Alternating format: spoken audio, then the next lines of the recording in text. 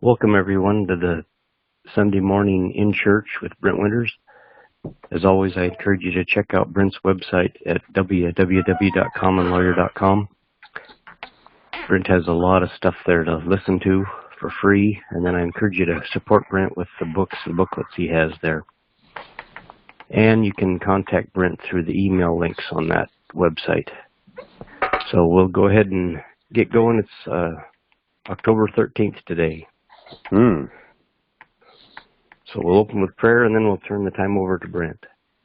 Dear God, thank you for this day. Thank you for those that have joined us. Just thank you for sunshine again today where I am. And just help us to appreciate what you've given us with creation and the changing seasons. Just pray you'll be with the group, the family in Montana here. Just pray for confusion of the evil side and unity and strength for the family. I pray for one of our friends here on the program. Just pray for the health concerns. Just pray for, we want healing. And we know you can do that.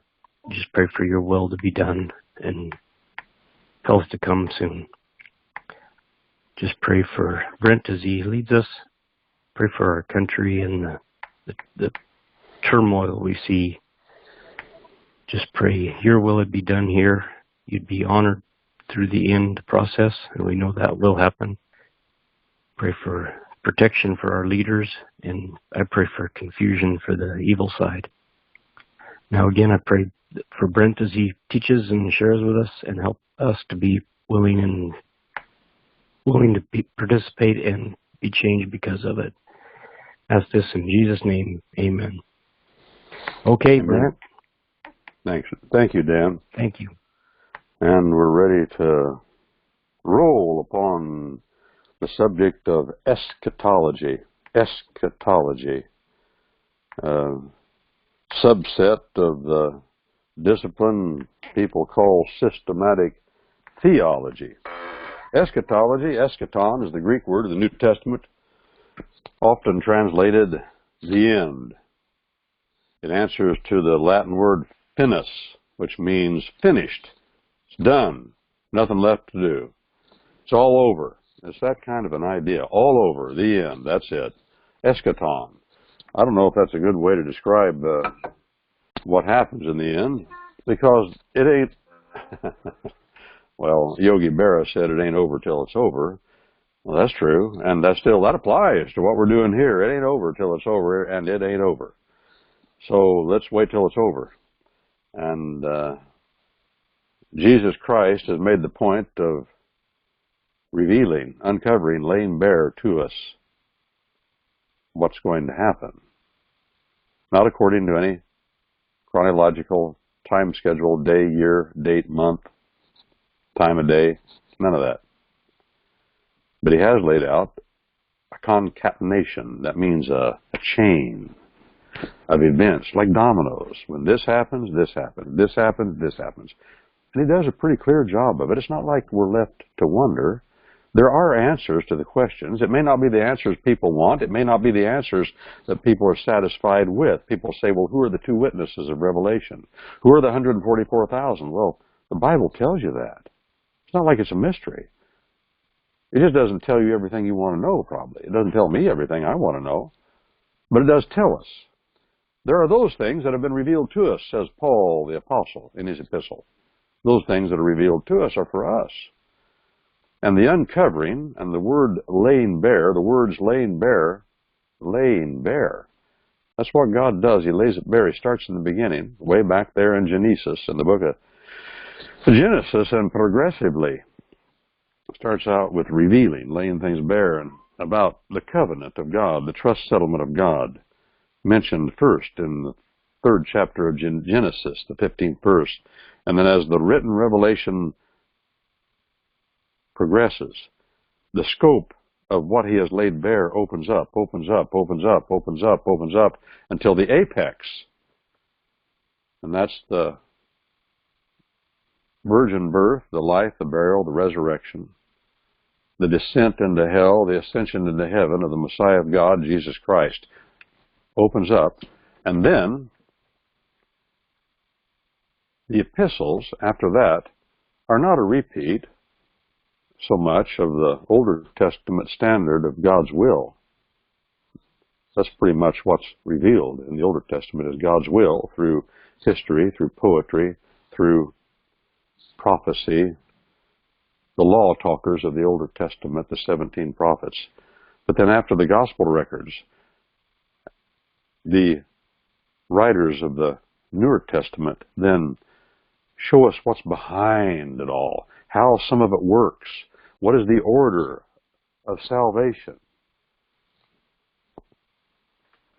And those things are not new. They're in the Older Testament, but there's a wider laying bare of the realities of those subjects.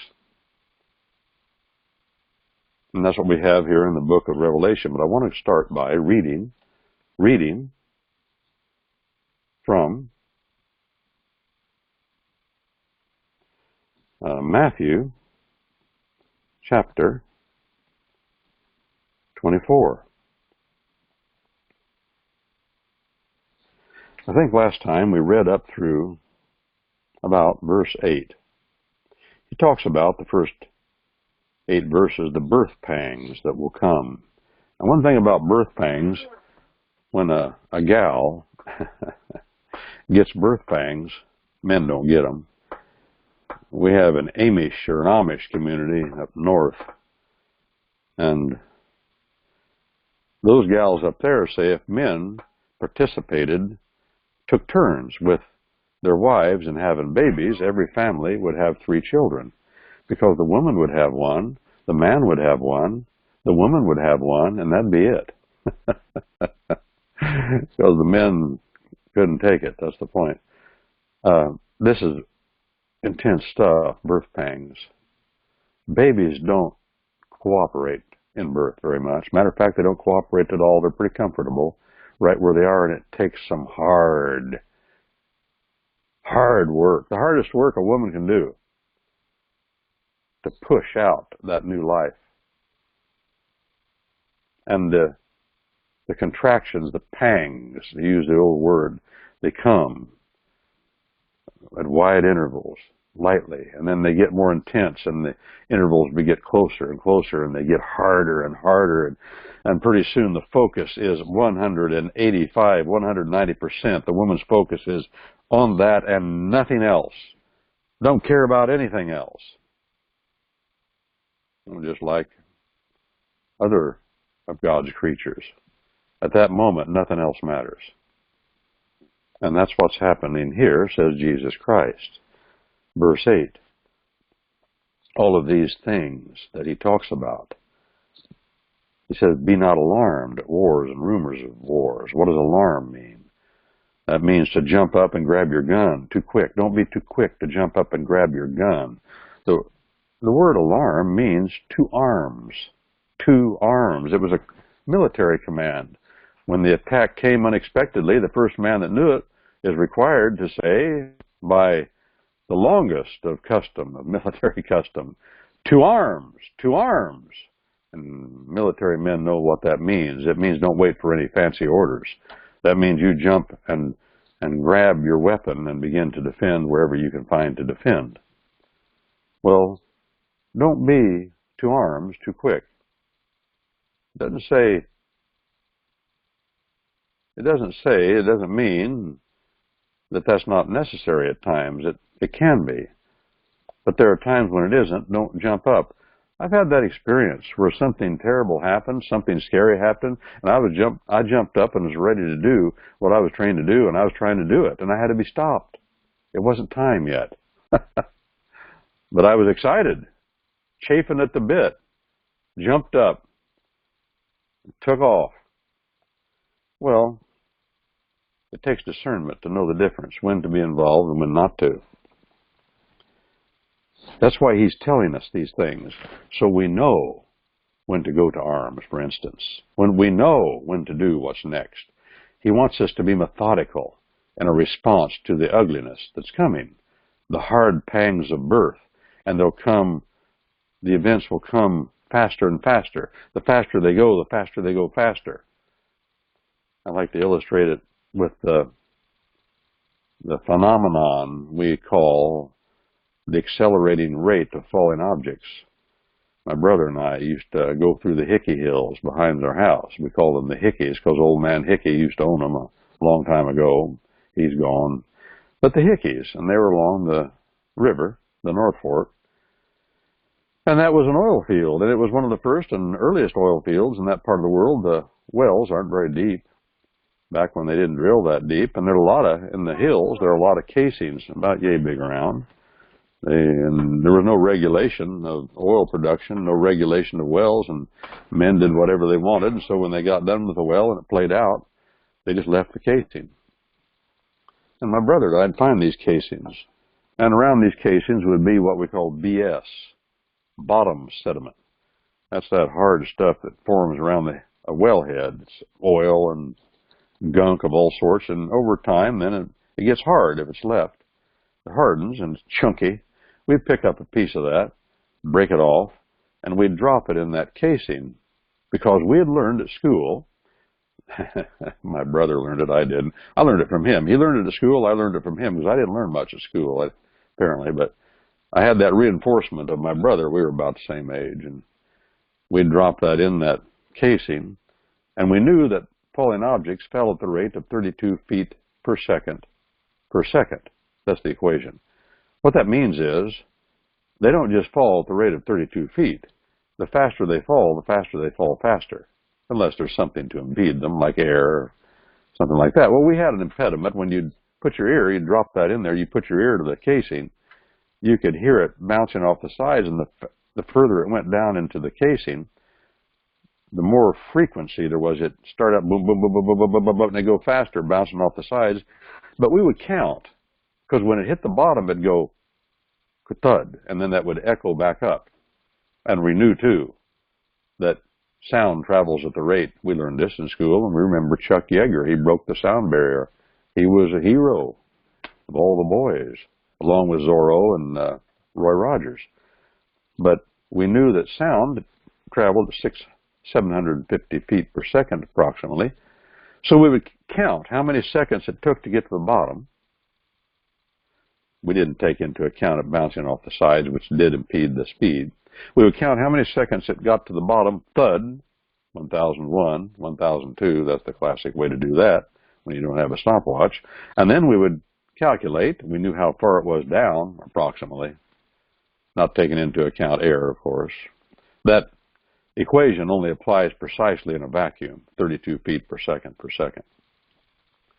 But then once we knew how deep it was, from that we would calculate how maybe a half a second to get to the top. Usually the wells were about 300 or 400 feet deep. They weren't very deep. And so that was less than a second the sound would take to get back up. But we could approximate, and Dad knew how deep those wells were because he used to pump some of them. And actually he had pulled some of them too. He teamed in the oil field when we were little boys and pulled the wells. He knew how deep they were. And we learned that we could actually calculate that. But the faster it goes faster. That's the way birth pangs are. The shorter the intervals, the faster it goes faster. It accelerates as it moves along, the whole phenomenon. And once this process starts, birth will occur. This is an analogy. Once the process of the end time starts, the end will come. And the reason he uses this analogy is because once conception occurs in the womb of a woman, birth is unavoidable. It may be stillborn, it may be aborted, it may be premature, it may be right on time, it may be too late, but birth will always occur. Conception occurs. When conception occurs, there's a birth, there's a person. And when there's a person, that person will be birthed. And that's why this analogy fits so well. Then they, verse 9 after he talks about the birth pangs, then they shall hand you over to be afflicted, and shall kill you. They didn't say kill everybody. Now, 11 of the learners of Jesus Christ, the 11 of the 12, were murdered. John was not murdered. We don't know that all from the Bible. We know that from tradition of history, the historical records that have come down to us. That seems to be affirmative. It seems to have played out. Of course, if he says it, we know it plays out. Well, so they'll be afflicted. Kill you. We talked about that last time. I remember talking about Kit Carson. The word afflicted creates a picture in the mind, the Greek word, to Greek speakers, of a gauntlet, a pressing in from the sides as you're trying to move forward. God will take us through the afflictions. That's why the gauntlet is a good picture. He takes us through the afflictions. He doesn't take us around them. Then they shall hand you over to be afflicted, and some shall kill, and ye become hated of all nations. I think that's pretty much started.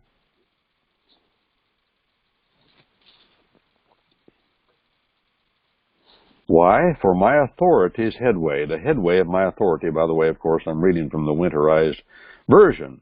Follow along with the version you have. King James, Geneva, New King James, New American Standard. Those are good versions.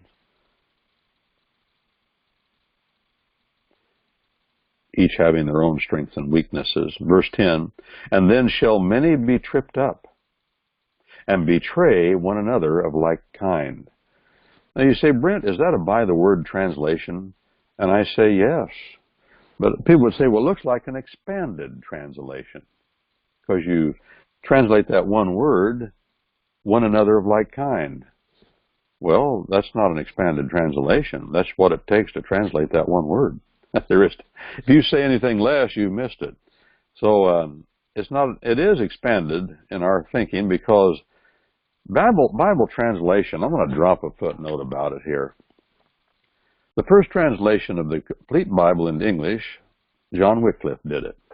And John Wycliffe didn't have the Greek and the Hebrew manuscripts, and the only Bible he had was the Latin Vulgate, which is the vulgar Latin translation, which is still the official translation of the Church of Rome.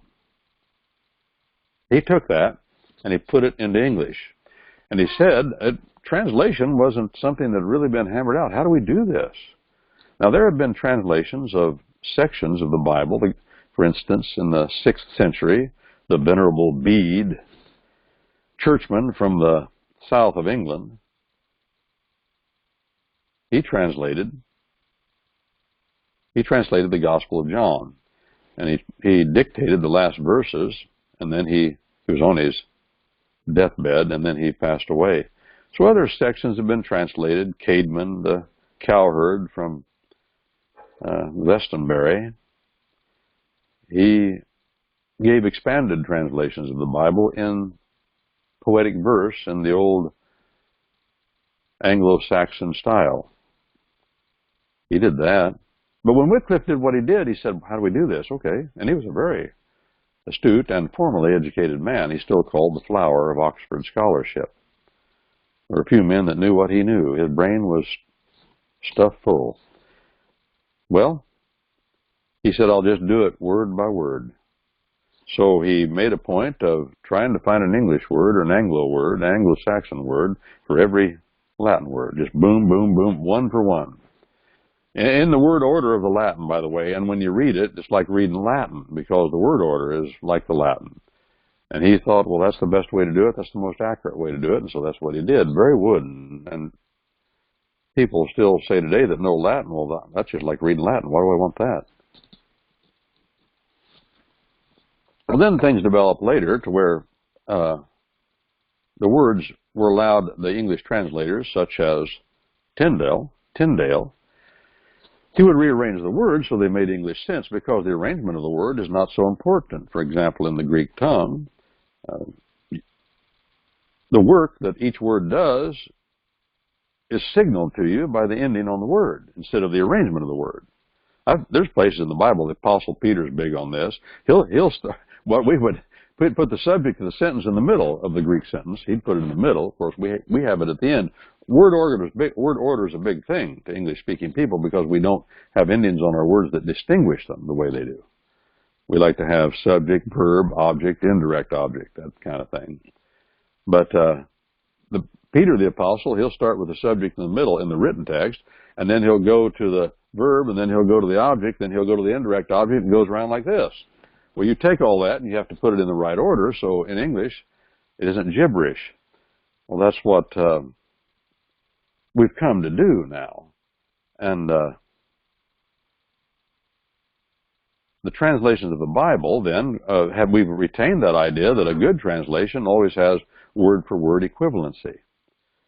Well, that's been done away with some people, and they've said, well, we need to expand each word and really to say what it is, because there's no such thing as word-for-word equivalency in every case. In about a third of the cases, I don't know, something like that, there probably isn't, maybe more. Depends on how you look at the word and how it goes into the context. But, so when I say here, many shall betray one another of like kind, that phrase, one another of like kind, I hyphenate it because it translates one word. One another of like kind. There's another word in the Greek Testament that means one another, one another of different kind. Now, this is one another of like kind, and that's an important distinction. Who's going to betray each other? It's not your enemy. No. It's those close to you, your family, your friends, your neighbors, the people you go to church with.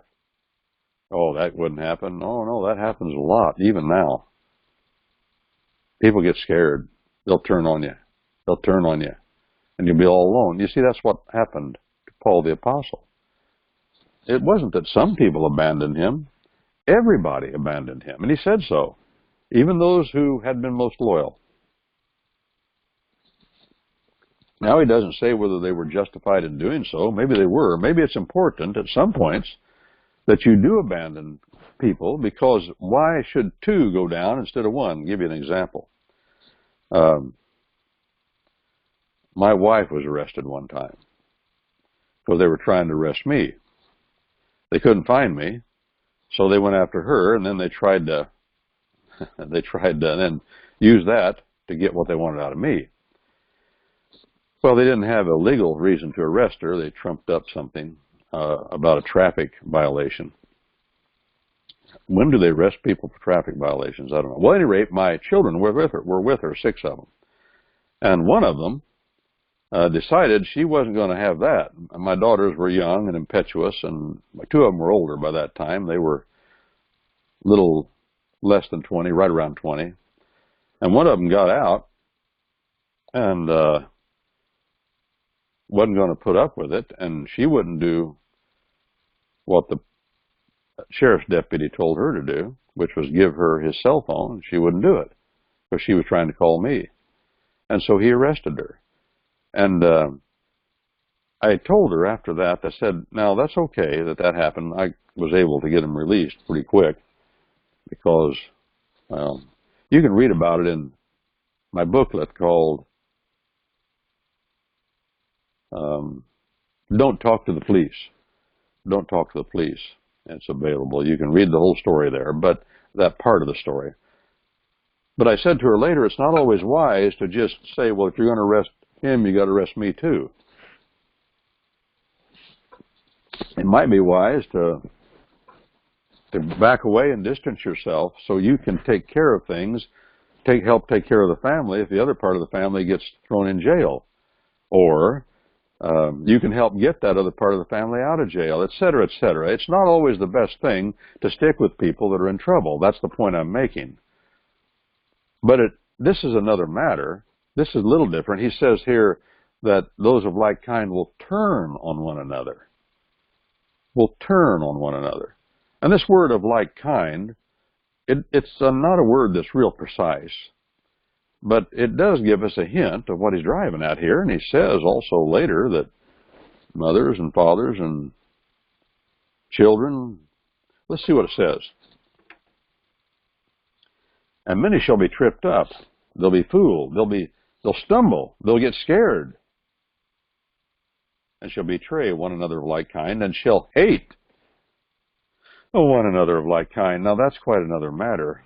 Betray and hate go together, but they're two different things. But he makes a point of saying both of them. Why? Because he's stressing both aspects. Hatred, abandonment. You say, well, I don't want to get arrested like him. I want to be able to not get arrested so I can keep going with what God wants. That's one thing, but it's quite another thing then to turn state's evidence on the other fellow. In other words, lie or even speak at all. Verse 11, and many false law talkers shall awaken and shall astray many. Boy, do I see that. And through the law, I just hope and work hard and make sure that it's not me that's being astray. That's what I'm trying to do. And if I can help others that way by just saying what Jesus Christ here says. And through the lawlessness that is to be multiplied, the duty-sharp love of many shall wax cold. The duty-sharp love of many shall wax cold. What is duty-sharp love? That's agape. Again, the Bible speaks of two kinds of love. In the Greek tongue, there are three words that could be translated love. The Bible only uses two to any extent. There's another one it uses that speaks of family affection. I think it only uses it once, but it's there. But there's the word phileo, which means to press the flesh, shake a hand, a hearty handshake, a hug, to press the lips upon the forehead or the temple, to kiss the hand. It's a love of natural physical affection. You see your friends, you want to give them a handshake or a hug, hearty handshake, press the flesh. Sometimes translated in the Bible, holy kiss. That could be translated holy handshake. I don't know why they translated holy kiss. That's not part of our culture. We're not Frenchmen. We don't kiss our friends. I'm not saying that there's anything wrong with that. It's just that that's not demanded. A handshake or a hug is demanded. One of the two. Pressing. It means the affection, physical affection for the other person. In our English-speaking world, we cultivate the idea of shaking hands. Since I've been grown and since I was younger, the idea of hugging each other has become more prevalent. Is there anything wrong with that? I don't know. I'm prone to thinking that shaking hands might be the best. Now, between men and women, my mother, I hug her, of course, and my dad, I shake his hand heartily because that's what he believes ought to be done, and I tend to believe that's a good idea. Well, that's another matter. It has nothing to do with eschatology. He says the duty-sharp love of many, and I was talking about different kinds of love. There's that kind of love, which is affection, and there's the agape, which has nothing to do with natural bodily affection. Oh, then the word eros, that's the other Greek word. It's not in the New Testament. That's passionate sexual love. Eros, erotic. But this is the word agape, well-known, popular word in Christendom, among Christian folks. Agape, some people say. Agapeo in the fundamental verb form. It has nothing to do with affection. It has everything to do with duty. Duty. You do it no matter what. You do it if it hurts. You make a bad bargain, you hug it tighter. That's one way people say it. You don't quit. You have a duty to your husband. You have a duty to your wife. You have a duty to your children. Amazingly, the two are combined when it comes to man and wife and children. You have a duty. You do it. But you also have a duty to do it, to be affectionate. And not falsely, but sincerely. So you have agape to be phileo. Agape to be philia. You have a duty that arises out of law to be genuinely affectionate with your spouse. I don't know that you'd have that kind of a duty with your friends, but that duty, that that doesn't quit, that is unconditional, as they say, that arises out of law. That is that love that John says, this is the love of God, the agape, that we keep His commandments. Our passion should be for the preservation of the accuracy of what God has revealed in writing, that His will is, what He wants of us. To keep, to safeguard His commandments. To not add to them.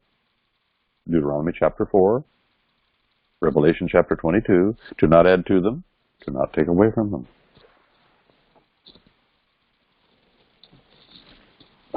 Well, this duty-sharp love, he says, and these eschaton, the coming down to the end, it'll wax cold. I like that word. What does it mean? Well, to wax, again, an old word, but I don't want to abandon it. It does the duty, and it does it with 3 letters. It means to grow more intense.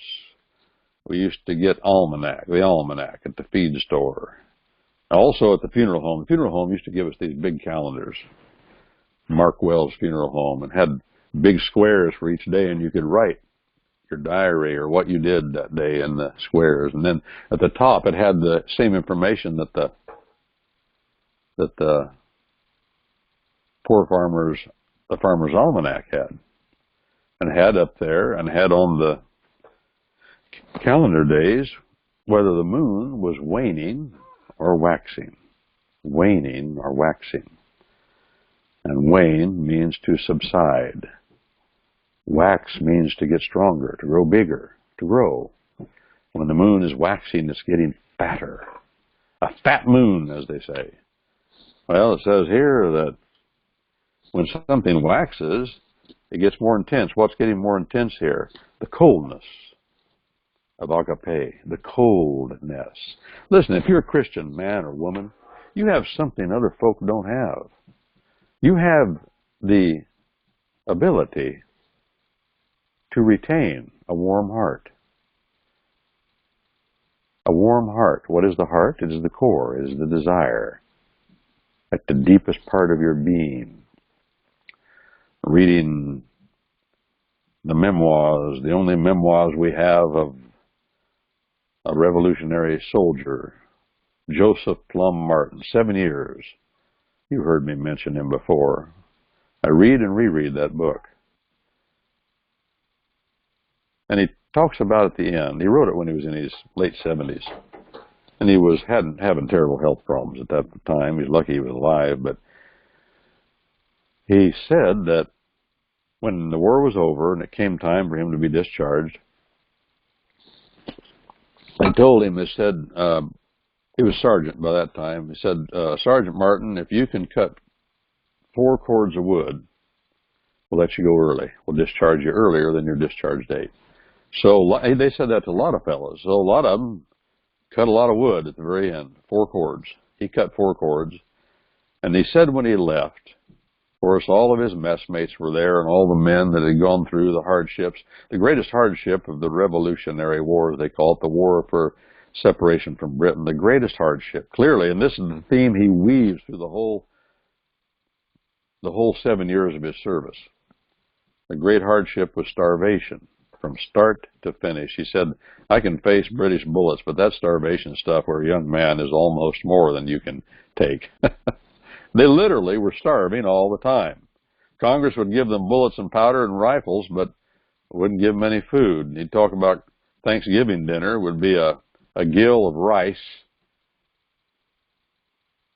and a shot of rum. And he said, my belly was so empty, I took the shot of rum, and immediately it took its effect upon my head in a big, big way. But he said also that when he left, and all of his friends were there that he'd spent all that time with, they'd faced bullets and shrapnel and bombs and starvation. And they had faced, well, all the ugliness of it, all the blood and the gore. And he said, we shook hands all around. And he made the point, he said, for in those days, We were young and our hearts were yet warm. Have you experienced that? If you're older, do you remember when you were younger, when it seemed easier and your heart was warmer and you were willing to, you had affection for your friends, and you may find it a little more difficult now. Well, don't forget that you still have the ability, if you're born from above, and that affection is down in there. You have to learn how to make it work. And how you make it work is this: the warmness of your heart. You make it work. You can make it work by learning, safeguarding, and doing the will of God. The will of the sovereign is law. It is his law. You can read it in the Bible. That's what this book is about. And that will return. It will return, if you're born from above, it will return warmth to the inner soul, no matter what kind of ugliness is going on out here, and no matter who hates you. And believe me, maybe you've seen it too, but families do get to hating each other over this question. And your heart has plenty of excuses to get cold. Your own country turns on you. And the whole set of the powers that be can turn on you. And when that happens, and you see it happen to other people, and you say, why are they doing this? We're talking about that now up in Montana. We pray about it. Just one instance. Let's see what God does. Thus far, looks like He's moving according to His will, and it looks like, I don't know yet. This is the excitement of the Christian life. But it's moving in the direction we're praying. I don't want to count my chickens before they're hatched. I don't want to say that this is going to happen and I know, because that's flying in the face of God. I don't know. But let's keep praying and seek and say, is this what God wants? We know that He is able. Dan prayed that way this morning. I forget how he put it, but the idea was, we know you're able. And that's all He asks us to believe, to trust in His ability. He doesn't tell us to trust that He will do this, this, and this unless He says it point blank. But when it comes to the unknown things that we don't know about and we would worry about, He says, no, all you must rely upon is that I am able. Do you believe that I am able? That's the question. And if you do, He will act on your behalf. Jesus Christ said to people up around His hometown, up around Capernaum,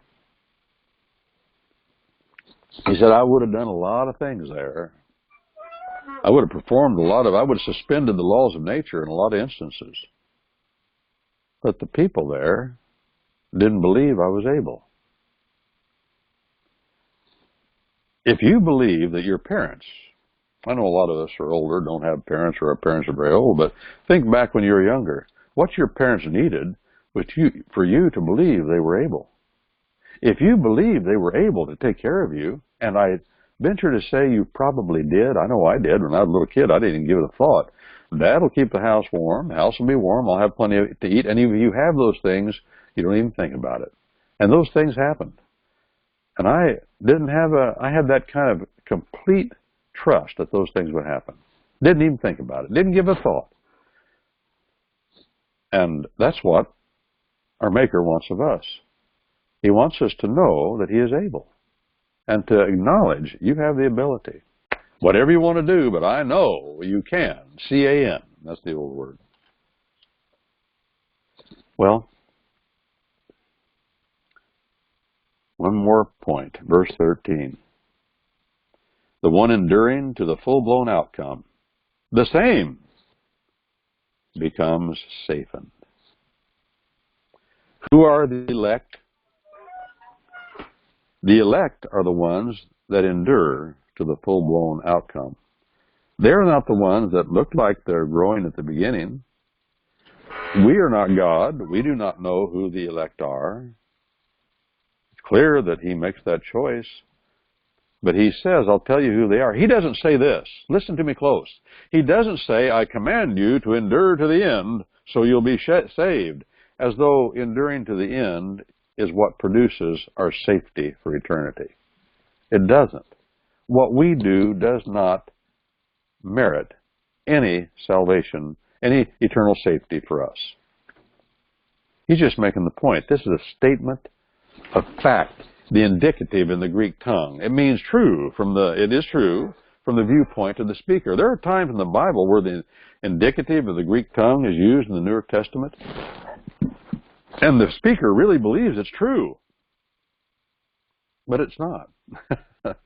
But when Jesus Christ says, from his viewpoint, this is true, that's the indicative tongue, that's God himself, the man. We have the record, the reliable record of the suspensions of the laws of nature that he did, the miracles we call them, to substantiate his words, John Locke said. John Locke, the man who Jefferson said was one of the three greatest men that ever lived. I don't think he was right.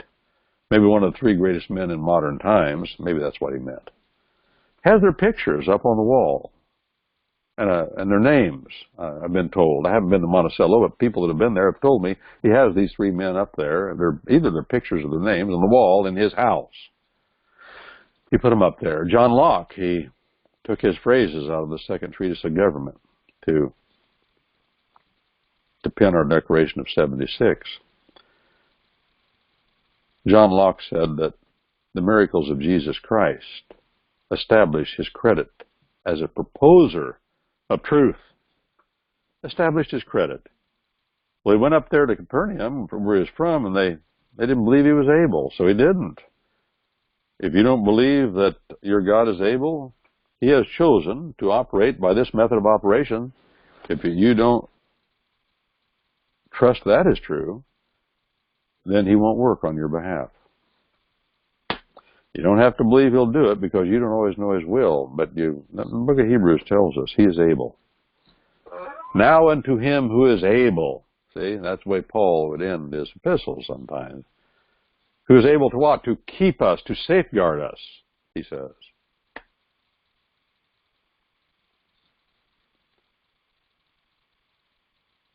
And the one enduring to the end becomes safe.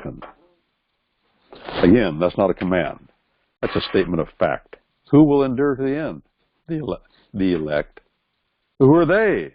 The ones that endure to the end. That's how you know for sure. Finally, you will know for sure who the elect are, for they are the ones that endure to the end. Now, I had a teacher one time that told me, he said, well, how is it that God gets people, his elect, to endure to the end? Well, many different ways, he said. One of the ways you get them to endure to the end is to tell them things like this. He just gives you the facts. Are you the one that will endure to the end? You know, the Christian man is always the one that's thinking about possibilities. What's possibility? Well, to him, it's chance. He doesn't know what's going to happen next. I don't know what's going to happen next in detail. I don't even know what I'm able to do. Now, I like to put on socks and put on socks that are the same color. And I think I'm going to do that. I'm pretty sure I'm going to do that. How do I know? Because they're all the same color. That's why. All my socks are white. I don't have other kinds of socks. Why is that? Well, I wear boots, so I don't need other kinds of socks. You know, I have fancy socks that have fancy designs on them. So I just wear white socks. That makes it easy, by the way, when you wash socks. But I don't know what the future holds, but he does. And one of the ways, and I believe this fellow was right, one of the ways that God effects his elect to endure to the end is by telling us things like this. It encourages us. Could I be? We live by possibilities. A Christian man is the one that says something like this. Could I be? Could I be one of the elect? I think I am. Make your calling and election sure. How do you do that? Well, I've endured so far. Chances are I am. I think I've got these other evidences we talked about in the book of 1 John, whereby you may know that you are born from above. I've got that. I got that evidence. And then this final evidence here is important. You know, there's a difference between the sovereignty of God. There are only two religions in the world. I'll end with this. There are only two religions in the world that have any kind of a doctrine of the utter, absolute sovereignty of God, the predestination of God. Let's call it predestination. That's what the doctrine is with this other religion too, and with Christianity. The Bible's clear. There is predestination. And it is very precise. No, it's not unprecise. And those two religions are Christianity and Islam.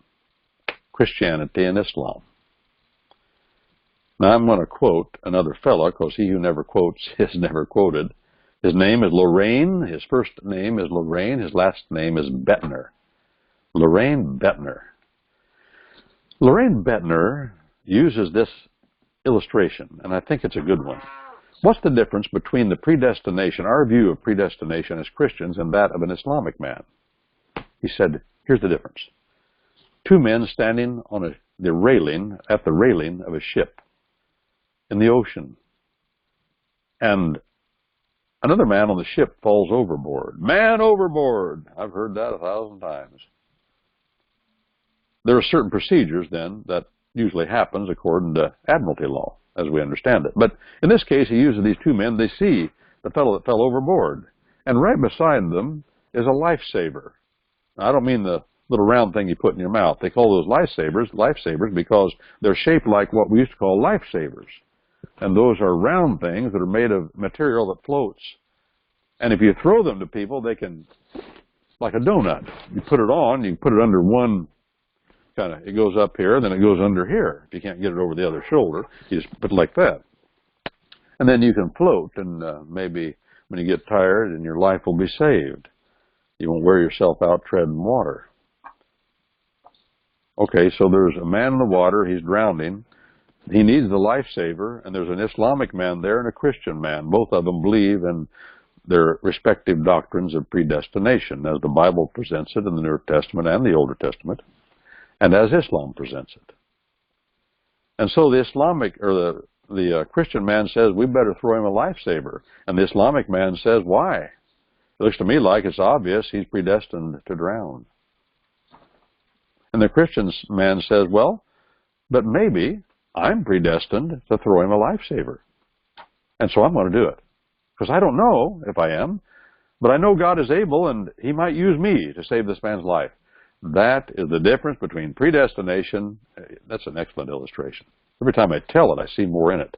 That's the difference between predestination, from a biblical point of view, of Christianity and of Islam. Islam is a negative view. Predestined to hell. Always. They look at it from that side. You can say, well, it's like the difference between a pessimist and an optimist, and there is some truth in that.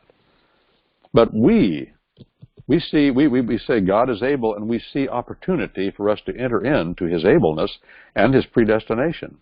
We are ignorant. He is not. He knows everything that's going to happen, not because he looks ahead and sees it. If that's true, then there was a point where he was ignorant of what was going to happen in the future. But God has never been ignorant of any fact that could be known in the universe. Nobody could ever teach him anything. So let's think about, well, I want to enter in to his trust settlement and his plan. And the Bible tells us clearly that aggressive, fighting men fight their way in to the kingdom of God. Is that predestined too? Well, the Bible seems to say it is. Well, that's enough for today. Thank you for your attention. Now, if I didn't say something that was stimulating, I've failed my purpose. But Dan, let's see. Yeah, Dan, you're probably still there. If you could open it up for comments. You left the building for a little bit. Well, I'm kind of trying to get away. You're on the road, aren't you? Are you on the road? Well, we're up in Malta. Oh, I thought I heard a car running or something. But okay, well, thank you, Dan. If whoever there, either Dan or Randy, if one of you, whoever is able, given your circumstances, could open it up for comments and questions. Q&A is open. And I am totally inspired. I am too. I get more out of this probably than anybody else. So I just hope some of it spills over to others. I enjoy it very much. Now, Randy, here's what I'm going to do. I'm going to ask you to keep people that may jump on this platform, keep them under the impression that somebody's here by saying something, and I'm going to run to the other side of the room and get a pen. If you do that for me, okay. Yes. Q&A's open, *6 on the phone, little speech bubble on the computer, and see if you can come up with a question that will stump Mr. Brent. Here I am, Randy. There you are. Yeah, thank you. Thank you.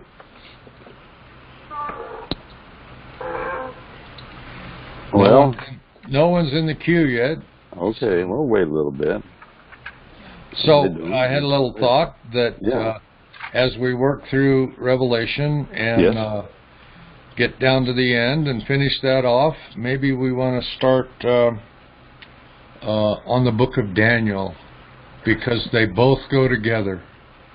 You make an excellent suggestion, and that would be a good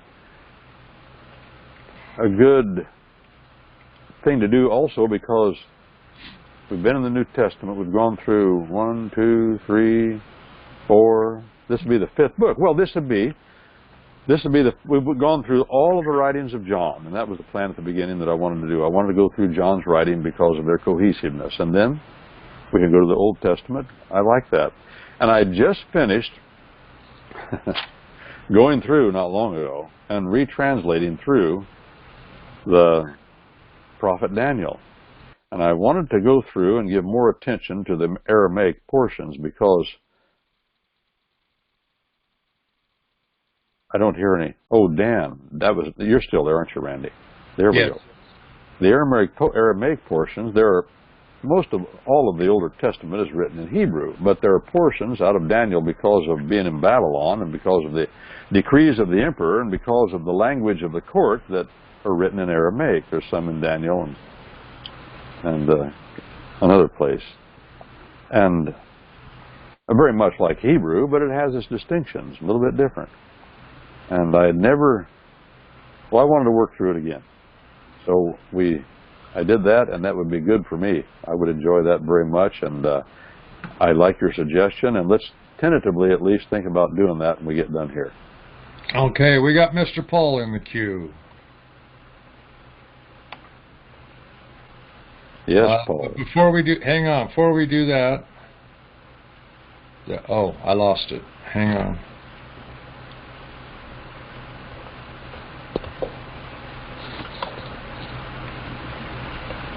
Eric says, would Brent please repeat what book? I heard verse 22, I think, but what book of the Bible is it where it says, don't add to or take away from? Yeah. Or don't take away from the Bible. Okay, I'm going to give you an assignment, Eric. You can help me out here. And it's Deuteronomy chapter 4. If you would go look, if you have a Bible there, Deuteronomy chapter 4. And I believe it's verses 3, 4, and 5. It might be 2, but it's right there at the beginning of Deuteronomy 5. If you would go there and look real quick, that would save me the trouble, and I can do some other things I want to do here, and let us know what verses exactly that is. And okay, now we got Mr. Paul. Okay. Yes, Paul. Thank you, Randy. Yes. I think that also mentions about taking away or adding in the book of Revelation also. Right, Brent? Yes. Oh, yes. And that's why he said 22. No, it was chapter.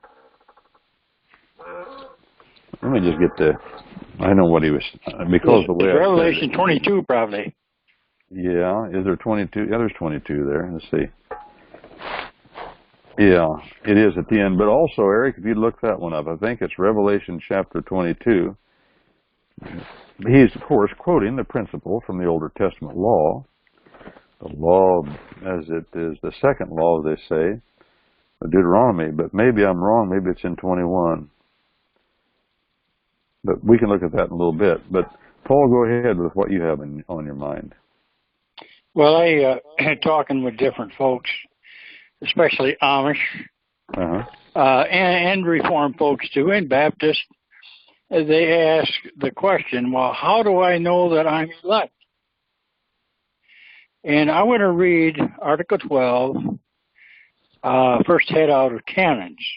It's pretty simple, but it's very explains how we can tell. Okay. So I'm going to read it if you don't mind. Go ahead.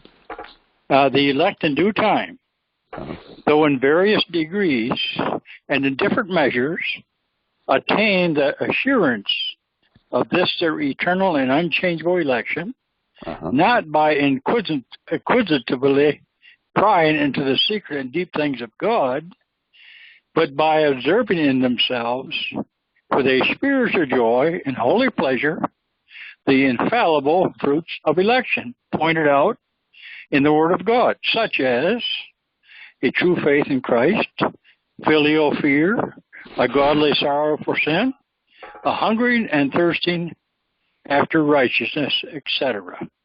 And I get asked this quite a bit, so I bring them to this. It's man-made, this canons, but I think it really explains in our human language how we can tell. These are not signs really, but they're symptoms, if you want to say. And I think that has been very helpful to a lot of people who I meet with.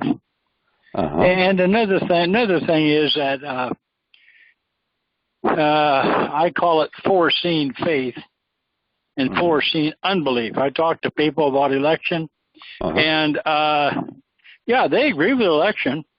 Yeah. But God saw that they would believe, therefore He chooses them. That's what the old fellas used to say to me at home when I was a boy. Yeah. But the problem with that again is, if that's true, then there was a time when God was ignorant of something. That's right. I agree.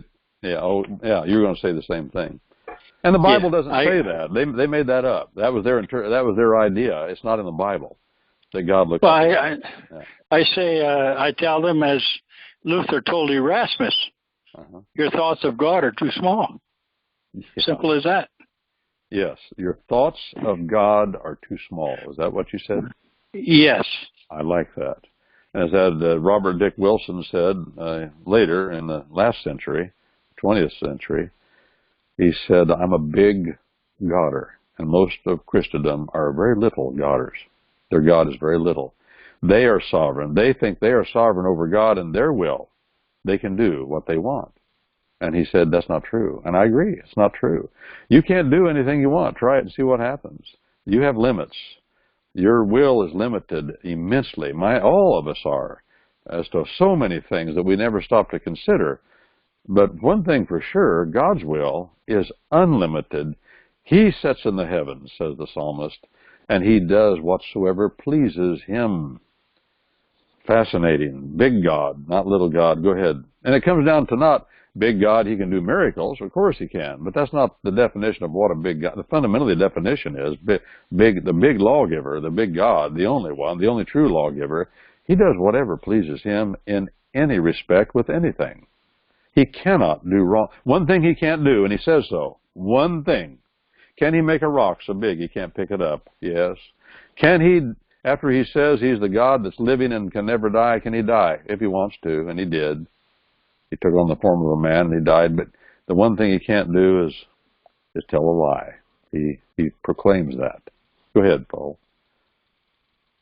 Yeah, well, the problem is that it's not preached in the churches anymore. You can tell that. The big God, in other words, you're saying. The God, that's right. It's all the emphasis is upon man's choice. Yeah. And not on God's sovereignty. Now, fundamentally, then, also, Paul, that's what we call today humanism. Man becomes the measure of all things, not God. The will of man becomes the measure of all things, not the will of God. Would you agree with that? Definitely. You bet. I work with the people in law who are strictly humanists. I don't tell them that they're humanists, but they carry extreme humanist theology, and they know the Bible like the back of their hand. Yes. You know? Yes. And we all have a propensity to be humanists. We all have a propensity to think we can control the future. Hey, I'm not going to let this happen. Well, they can't do that. No, they can't do that. They just did that. I'm not going to let this guy do this to me. No, you might. Depends on what God wants. James says, do not say, I will go into such and such a city and buy and sell and make a profit, but say, if the Lord wills, I will go into such and such a city. Always, if the Lord wills. We don't know the future. He wants us to trust Him for the future. That's the whole point. If you want to put another theme that controls all of the written revelation of God, is that He is the master of the future. Our God is, and we don't control it. And we can't find it out apart from Him. We cannot go to the fortune teller. That's why those things, the Bible says, the will of God says, do not consult fortune tellers. Do not consult tarot card readers. Do not consult astrologers. Do not engage in necromancy, communication with the dead. Do not attend seances. Do not use Ouija boards. All of those things are included in the word the Old Testament law uses, commanding God's people not to engage. Why? Because He says, only I am to be looked to be trusted for the future. And if you're stupid enough to trust some goofy woman in a black cape with a crystal ball, you're going to suffer the consequences. I don't want that for you. I am the fortune teller. I tell fortunes. I am God. I know all. I am all. The Alpha, the Omega, the beginning, the end. And I am able. Well, back to you, Paul. Thanks for bringing that up. But go ahead if you want to say more about it. Did you have something? Well, more when I was in business, I had a lot of employees. When we had a law slow time, then I would take all the people to a seminar. You know, these goody-feely seminars. Yeah. And put on by famous world or national speakers. Yeah. And you pay the bucks to go see them too, you know. And yeah. they would really come into this thing with humanism. Yeah. You can do it if you only try.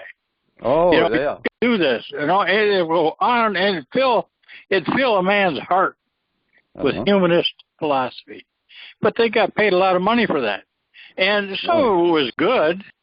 Yeah. But it was, the emphasis was on man and not upon God. They didn't bring up God. Well, were we talking last week about Norman Vincent Peale? I think we were, weren't we? Yeah. Yeah, that's what that was about. And Schuller, his whole so-called ministry was about human potential, and he fashioned himself after. Yeah, you were telling me.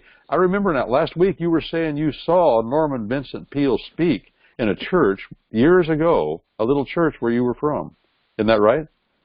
Yeah, well, it was a big auditorium. It was a civic center where he came, and he was trying to convince one denomination to join with the Presbyterian denomination. Yeah, yeah. And I very influential. So, no, yeah, like Schuller, same thing. Yeah, only he was a lot better than Schuller, probably. Schuller was into major production and show business. Norman Vincent Peale relied upon his charisma, personally, I think. I didn't think Schuller had that much charisma. He just had big production.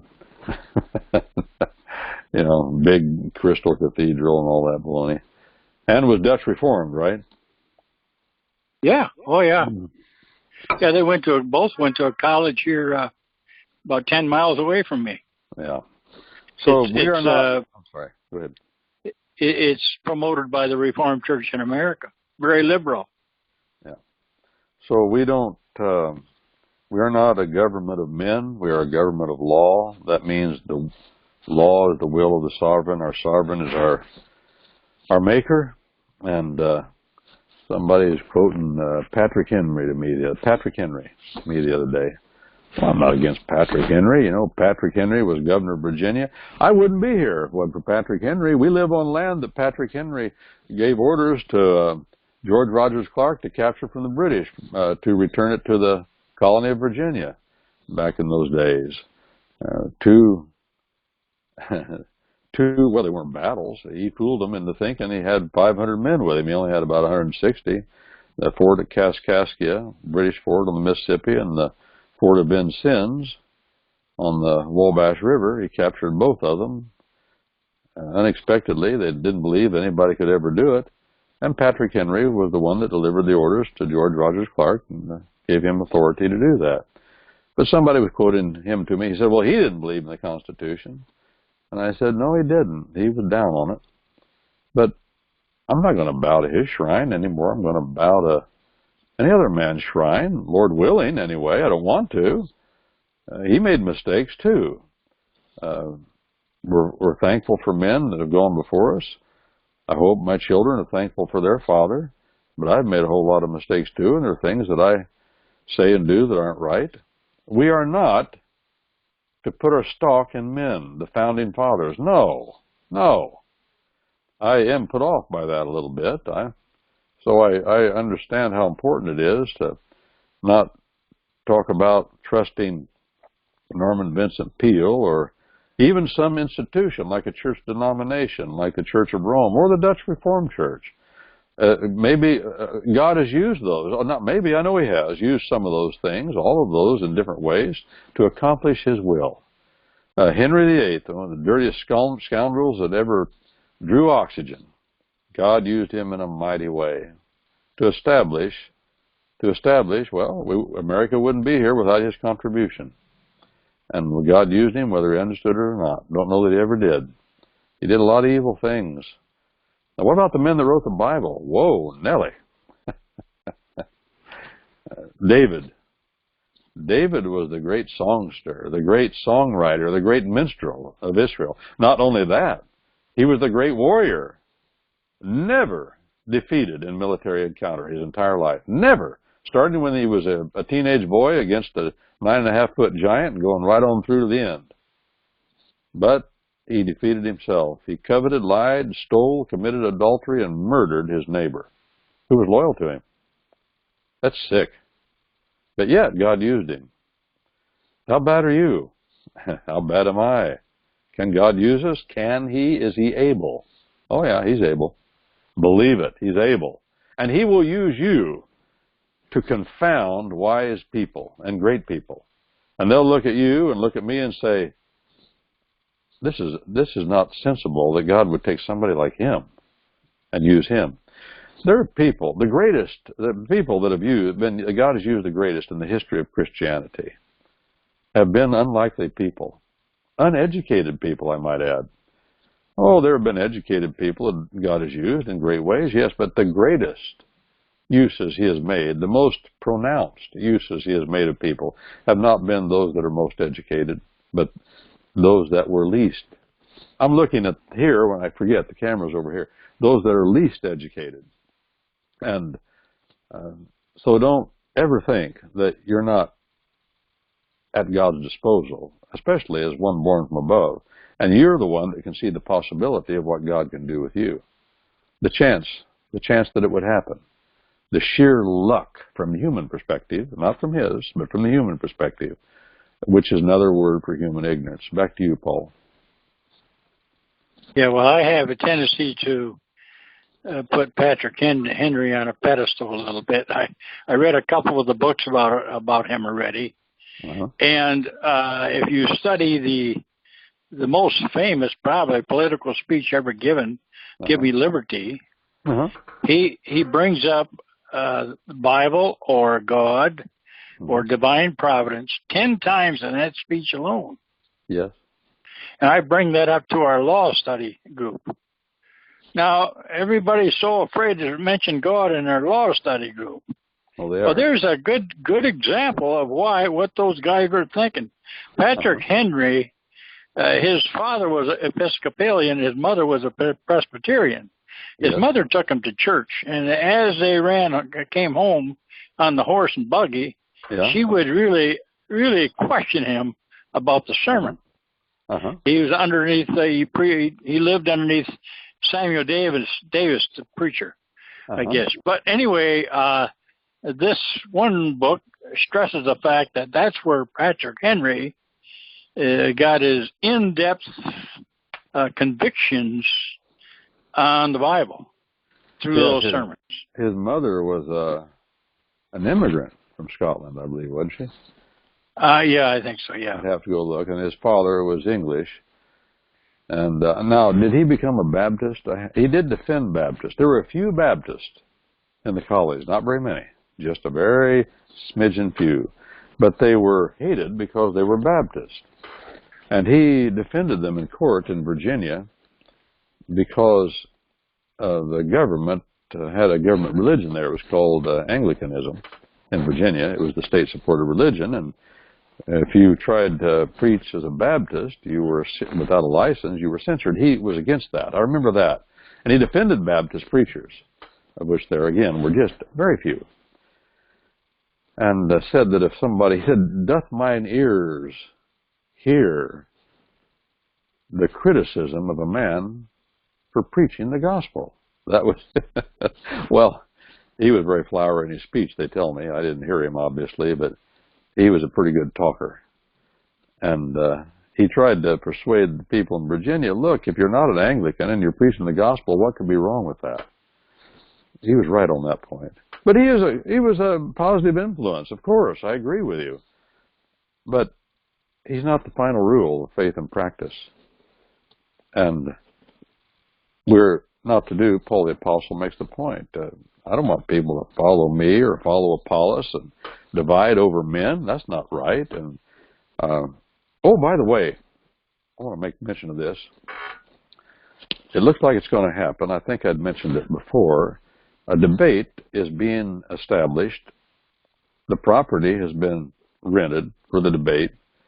So there's an investment in it at this point, and I'm thinking it probably will go forward on the 28th and 29th, that weekend of the 28th and 29th of March, about an hour out of Springfield, Missouri. And the debate is to be between myself and a fellow who wrote a 550-some page book trying to show that the Constitution of the United States is incompatible, antithetical at every point to the Bible. And he says that all of our troubles in America arise from the Constitution of the United States. He believes the Bible. He's very influential in his circles. If people come to this debate, they will be people that come because they follow him. And I suggested the idea. I didn't want to be a challenger, but I'd heard this fellow on the radio with Larry Pratt, president of Gun Owners of America, and talking about how the Constitution and the Bible are not compatible, and the Constitution is an antichrist document. I heard him say that. Well, I called Larry, and I said, Larry, I want equal time. And that's been years ago. That was back about 2013, I believe. And all these years have gone by, and I met a fella, a client, first while. I say a client, a man who calls me and talks to me about his situation, an odd situation, but he knows him, knows me, and I said, this would be a good idea. This other fella wants to make his points. I want to make mine. And if this can be educational, and I believe it can, and we're looking for it to be that way, not ugly adversarial. This man's a Bible believer. I think he's a good Bible teacher, this other fellow. And I need to get this on the website now that I think it's moving forward and they've rented the property and the place to do the debate. But I want you to know about it, and if you're in that part of the world, you can come. What I want to do, and what he wants to do too, we want it to be broadcast live, right when we're doing it. I want that too, and if that happens, then people can watch it. So we're hoping that's the case. Well, anyway, back to you, Paul. That's something coming up, and I need to remind myself to start saying more about it, get it on the website. Well, yeah, keep us up to speed on that, will you? Because I can probably get quite a few people to listen. All right. Yeah. Good. And another thing about Patrick Henry is because we don't have too many today that be compared to him. That's True. the point I kind of put him on a pedestal. Mm-hmm. Where are the Patrick Henrys of today? Mm-hmm. right? Yes, no, I agree. And that's why go ahead. Christian conviction, and he was governor of governor of Virginia. That's right. He was a biblicist, but he differed about the Constitution of the United States. And I'm learning more about that because as I approach this debate, it's something I like the idea and I like the subject, and I'm trying to learn what I can more about him because he's the one that folk who don't like the Constitution point to. And I'm of the studied opinion that folk like this fellow I'm going up against, he misunderstands the Constitution of the United States entirely. He misunderstands what it is. That's the problem. And that's the problem we have because we're separated from understanding of our common law, our laws of nature, unwritten in the nature of things and how it works and how it has worked for centuries. So I look forward to this, not to win a debate. That's not the purpose I have, and I hope that's not the purpose he has, but to hammer on these things and hash them out and bring the ideas out into the open more. Go ahead, Paul. Hey, thanks for your comments. Appreciate them. Well, and yours too, and you're bringing up that thing about God is big again. We need to be reminded it shouts at us on every page of written revelation. Anybody else in the queue? Hey, Brent, can I chip in, Brent, quick? Yes. Yeah. Oh, well, I should defer to Randy. Randy, can he chip in? Hey, Randy, can I chip in? Chip away. Okay. I'm speaking a little bit early, but just to talk about the Red Pill Expo. Yes. Dan Happel, a friend of both Brent and I think Randy and Heather and myself, they're doing a Red Pill thing in Mesquite, Nevada. And kind of Dan Happel's idea is to have a little bit of Christian influence, biblical influence on Griffin. That's G. Edward Griffin, right? G. Edward Griffin, yes. Now, the way I understood it, Dan, I talked to Mr. Happel last night.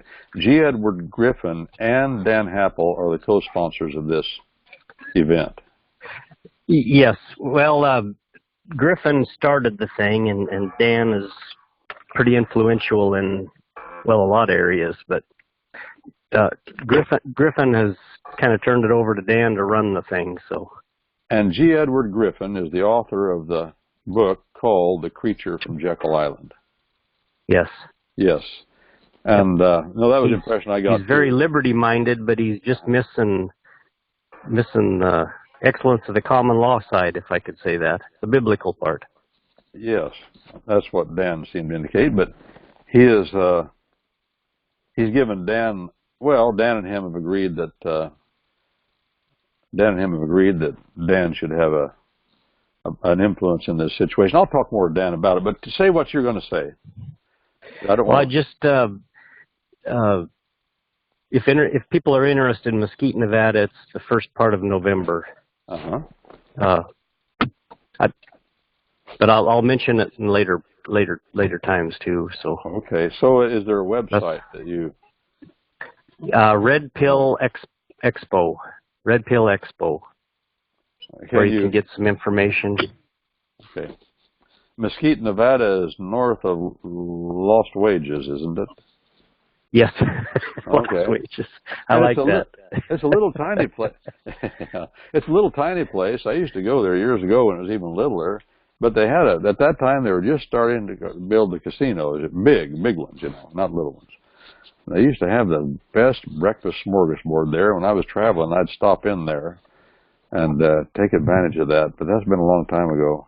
I haven't been there in years. Yep. It's a nice little town. It's still not that big a place, I don't think. But anyway, and it's not in the casino. The convention is going to be held in the convention center auditorium or something around there, is what I understand. Yeah, it's a different venue. Yep. Okay. So if people can come, and you can also subscribe to listen to it from your home too. So. And this is one of the Red Pill Expo. Yes, this is one of the problems, Dan, with the libertarian movement. And I've been to the libertarian gatherings, large ones. Ron Paul was the speaker and other well-known personalities. And I find there's a mixture of anarchist libertarians and Christian folk. That's what I find, and they don't agree. But I say, without question, if it is not a Christian movement with the Bible at the foundation, it will come to nothing. Now, that's been true of the homeschool movement in America. That's been true of America itself. The whole idea of America was a Christian movement from start to finish. This country started as a church relocation program from the Isle of Britain. It continued as a church relocation program. The migration west was a continuation of more church relocation programs into Texas, into Oregon, into California. That's the way it went for years after that, and it all came down to something that people finally got so they didn't even understand or acknowledge, was the covenant of God. It all started out as the Reformed faith. With the Reformed faith, that means the folk that were big Godders. That's what that means. The Scottish Presbyterians made up about 900,000 of the American colonists. The English Anglicans, Puritans, which were Anglicans, and the Congregationalists, which made up about a million. And then the Dutch and German Reform groups, which made up about 900,000. I got that backwards. The Dutch and German Reform groups were about 900,000, and the Scottish Presbyterians were about 1 million from the best records we can get, and the Puritans and Congregationalists were about 1 million. Those three groups came out of the Reformation, and they were big Godders. It was part of their psyche. It was a controlling point of who they were, and that's why they came to America. And then the covenant of God was at the bottom of all three of those groups. And in time, that understanding slowly began to wear off. But during that time, when it was wearing off, Americans began to trek across the wilderness and in church relocation programs. Migrations. Now read the diaries of the people that were on the Oregon Trail. They were all going out west to start churches. Read the diaries of the people that went to Texas. We had people right close to us. One of them became very famous and mother of the last chief of the Comanche tribe, Quanah Parker. Her name, she was captured and became very famous. Cynthia Ann Parker. It was a church relocation program. They went down to Texas to found a church at a place. They built a fort called Fort Parker. That was all over America like that. And, of course, there were other influences that were ugly and bad and evil, but there was also at the foundation that. And if it hadn't been for that, things would have been much, much worse. So to try to do it without that is to waste your time, because there's nothing at the foundation, nothing at the heart of hearts of men outside of the flesh to control. And the libertarian movement is a good example of that. It's made up of two kinds of people. And they don't see eye to eye at the most fundamental points, and so it won't continue. So it's either going to be Christian or it isn't. Regardless of all the mistakes we make as Christian folk, it's still a good thing. Back to you, Dan. Yeah, very good point. Just look at the liberty movement so far. It's kind of left God out of it and hasn't done very well. Well, let me read here. Well, let me read here, Dan, what Eric has texted. He says, G. Edward Griffin's interview with Norman Dodd, who passed away just a few months later, and who headed up the Reese Commission investigating un-American activities here in America, included in the NLA's civics course, is also of much importance for us liberty-loving Christian Americans, because it exposed exposed clearly the communist plot to destroy America, specifically, Ray, tax-free charitable foundations. I have seen that interview. It used to be on the YouTube. A fellow named Dodd, he's the one that looked into the charitable foundations and how they were being misused to promote the evil empire, including the idea of communism. Then he says, please repeat all of this, us being Christian, at every point in your debate with the fellow at the end of March 2020. Okay, I'll try to do that, Eric, and hope I see you there. Anyone else? Dan, are you done? Did you have anything else you want to say? Well, Dan might have checked out. I think he did. Randy, is anybody else in the queue? No one's Thank you, in the Brent. queue. Oh, we got Stephanie is in the queue. All right. Go ahead, Stephanie. And then Paul is after Stephanie. Okay. Oh, hi. God bless you guys. Thank you so much. I'm excited about that debate you're going to do. And I just went on the website, and when Curtis and I got to talk to him. He's on his way traveling from South Dakota to Arizona. I just tried to reach him, and I couldn't reach him, but it's like, oh, that would be amazing to go over there and see that. So I was just looking on the internet to make sure that I spelled it right, that Red Pill Expo. And so who are you debating then? Well, the man that I'm scheduled to debate is from Scottsbluff, Gearing. Gearing, how do you say it? You're from there, that part of the world. Is it Gearing or Gearing, Nebraska? Gearing. Gearing, there are two towns, Scottsbluff. Yeah, Scottsbluff's on the north, and Gearing is right below on the south side of the Platte River, I think. They're right there together. Say that again. Say it again, please. Gearing. Gearing, okay. And his name is Ted Weiland. Ted Weiland. And Ted has written a book called The Constitution versus the Law of God, I think. I've got the book, but I haven't got it with me right now. He was kind enough to send me a copy of it years ago.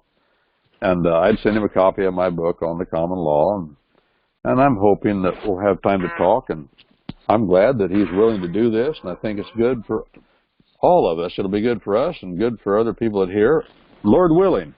I hope it's good. I believe God can make it good. Back to you, Stephanie. Yeah, we look forward to spreading the word on that and getting people excited to go. And God willing, that Kurt and I get to go. So we want to figure out how we get our tickets and get signed up. So if we could get kept in the loop, that would be amazing. Okay, well, I stay in touch with the fellow that's organizing it, and he's the one that's got the property, and he's the moderator, and he told me, he said Ted has a big following, and he's thinking most of the people that are there will be in support of him. That's okay too. And we're not looking to have an adversarial confrontation. That's not the point. I'm sure I'll get along with all those folks, and I look forward to meeting them. But we hope you can come too, you and Kurt. Yeah, that would be that. We'll get the venue, and then we can just keep in contact with you and things like that. And no, I think this is something that everybody, with the whole business, with the the con, and everybody's doing little skits on it and inputs and things like that. People are looking for an answer so that you have more education about it and open up to questions and things like that. So many people want to hear different perspectives. Yeah. So I don't think it's going to be confrontational at all. I think it's going to be enlightening. Well, Ted is a good Bible teacher. Fundamentally, what he's saying is, why do we need the Constitution when we have the Bible? I think that would sum it up. And so I'm not opposed to him. What I'd like to say is, here's where we agree. We agree on a lot of fundamental things, but here's where we disagree. And hash it out a little bit. Yeah, well, we hope you can come. Anything else on your mind, Stephanie? No, that's it. Thank you so much. Well, thanks for calling and letting us know you're out there. We've got Mr. Paul next. Okay, Randy, put him on if you would. Yeah, thanks, Randy. I just want to put a little plug in for G. Griffin. I met with him 3 times Uh-huh. in Cancun, talked with him, and he married a woman whose grandmother lived about 10 miles from me in the Dutch Reformed Church. Okay. And but he did not want to discuss faith too much with me. Uh-huh. I wanted to dig in a little more, and but he had a lot of good things to say. But I'd like to see him more in his. I got his books, World Without Cancer and Creature from Jekyll Island. Uh-huh. I would like to see him concentrate on scriptural principles more, but I guess he felt he could not do that because of the readership. But I don't know. That's my idea. But I did have some nice chats with him, and I think that he has some biblical background, but he doesn't want to share it too much. That's all. Uh-huh. But I encourage you, Brent, to emphasize. If we don't have the Bible backing, we don't have squat. The guys that I deal with too, they can quote statute after statute. They can quote Constitution. But I try to emphasize, hey, if we don't have biblical principles, we don't have nothing. So I totally 100% agree with you. It's not going to get off first base. And that's just the way, when you study the early history of America. Yeah. You bring out in your book of excellence, too, that I think 2 guys did a study of all the speeches, documents of the framers. 35% of the time they considered biblical principles as they were deliberating. Uh-huh. And that shows something. Oh yeah. Well, no question. You know? The whole idea of the work of the men at Westminster was to respond to questions from Parliament that would enable Parliament to not exceed the authority of the Bible. Men are going to make pronouncements of right and wrong. It's our duty to do that.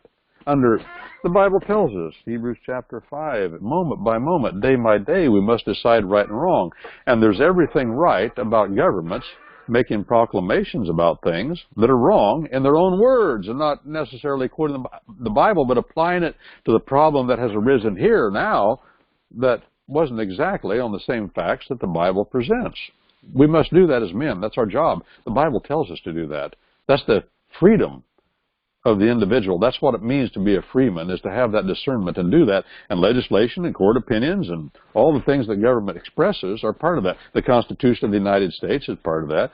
But there is a group of people out there that deny any authority to show how the Bible makes sense but not nonsense. Kind of funny. You know, it's inconsistent because their Bible teachers try to do that, show how the Bible makes sense and not nonsense, but in their schools they will not teach the subject called systematic theology. They refuse all creeds. They will not state a creed. And I've had some of them tell me that are in that group, well, but we have creeds. We know what we believe. But they live in a fantasy of thinking that it's possible to just say, no, all we have is the Bible. Our creed is the Bible. Well, that's not possible, and we're commanded to do otherwise. That's why, for example, we today here have quoted, you quoted a creed. You said this is not the Bible, but this is the observations of men concerning right and wrong, and that's what it is. The Scottish Covenants were that way. The Bill of Rights is that way. All of our pronouncements of law from start to finish are men pronouncing law. The Puritans, when they got here, they said, we don't need any statutes. We have the Bible. But they made pronouncements because things arose among them that were not on facts that the Bible addressed. And they said, how can we take these principles from the Bible? We have to apply it here. That's what courts do. That's what juries do. And that's what you have to do as a freeman, a free woman, every day of your life. And if you're not doing that, you're letting other people control you. And God says, no, I want to control you directly. Me and you, that's it. I want to control you. That means you must make decisions for yourself. You cannot hide behind another person. And that starts in government, it starts in the courts, it starts as jurymen. Well, it starts fundamentally, foundationally, with the individual Christian man or woman, and then that's what happens in our government. That's the best way to say it. We're all individually responsible to make our own pronouncements in individual instances of individual cases and circumstances between right and wrong. And our Constitution is another expression of that, as is Magna Carta. That doesn't mean it's the Bible. It means it is us, men, trying to show how the Bible applies to reality. Back to you, Paul. Well, I'm not putting myself on a pedestal, but I try to emphasize biblical principles in our study groups. And the guys get kind of sick of it. I can tell. Yeah. Isn't that because, funny? Yeah, but I think most of them are not churchmen. Yeah. They probably went to Sunday school when they were young. And so I can understand their position in a sense. But if we're going to study law the correct way, if we're going to study statutes the correct way, the basis has got to be the Bible, somewhere or another. Else we're just like coon hunting. We're just barking up the wrong tree. Simple as that. Anyway, thanks. To put a little more preciseness to it, Paul, the wrong tree is a den tree. We're barking up a den tree, aren't we? Yeah. Yep, that's right. And there's nothing there. You're not going to get anything out of it, and that's what they're doing. It will come to nothing. It always does. Those people are going to be around. But I said it's funny. The curious thing is that you talk about the Ten Commandments and people get mad at you.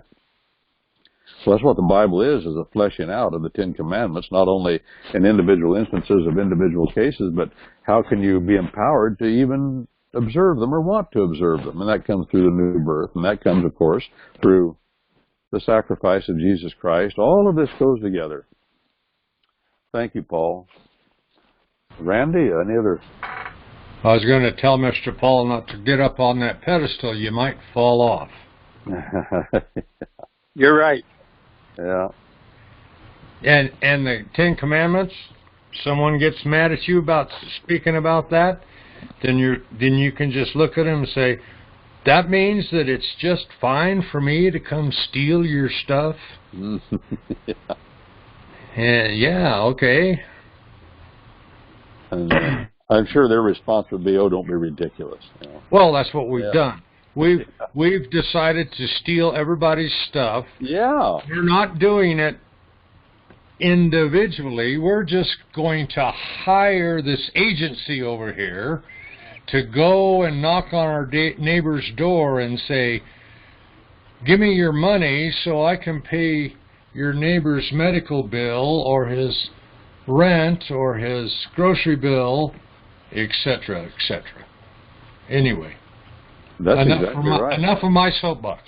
No, that's to the point. I just argued this case in the Seventh Circuit where the IRS came to a man's neighbor and said, "We want your house to pay his tax bill."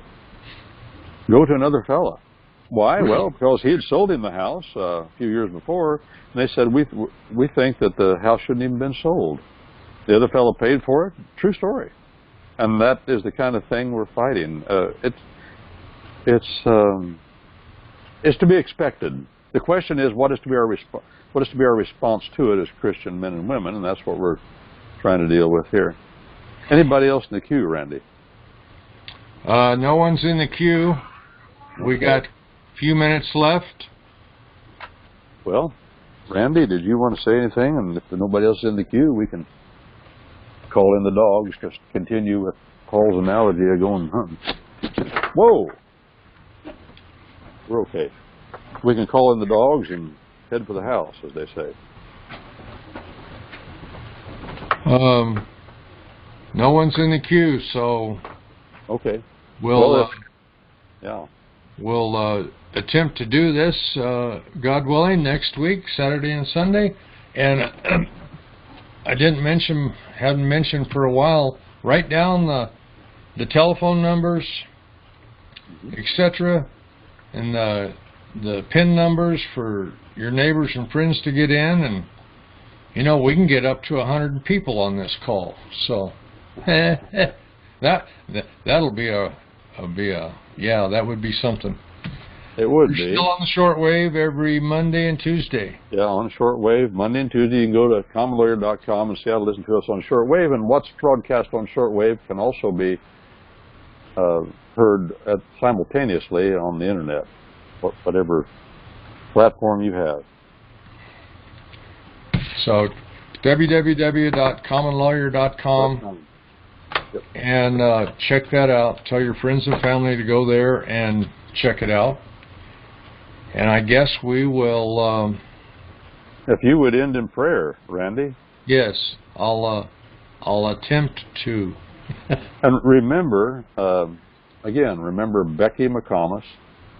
She's still struggling with her life. She's my age. I grew up with her. And our country. And anyone else who has had concerns, we want to remember what we did. We prayed about our fellow participant. Yes. If you'd remember those things. Father, we come before you and we just thank you for this day you've given us, Lord, and for this time together, and for Mr. Brent, Lord, and his willingness to teach us, and his perseverance, Lord, in exploring your word. We'd ask, Lord, I'd ask your hedge of protection high around us all, around our families, all the watchmen on the wall out there, Lord, trying to awaken the people, that the enemy would be blinded to us and cast down from us. We ask, Lord, your healing hand, Lord, on Becky, and Lord, all of us, in that our health would be strong and in your will. Lord, I pray that the mass confusion that's going on, Lord, within the political system and the education and just life around us, Lord, that you would reveal all of the things done in secret. All the conspiracies, Lord, would be there for everyone to see and know what, Lord, that they're involved in. And just, Lord, we pray your guidance and discernment, your strength and courage to continue on. And help us, Lord, to just be in your will and in your path. And I humbly ask this now in your blessed name, Yeshua, Jesus the Christ, the King of Kings, the Lord of Lords. There is no king but King Jesus. Amen. Amen. Thank you, Randy.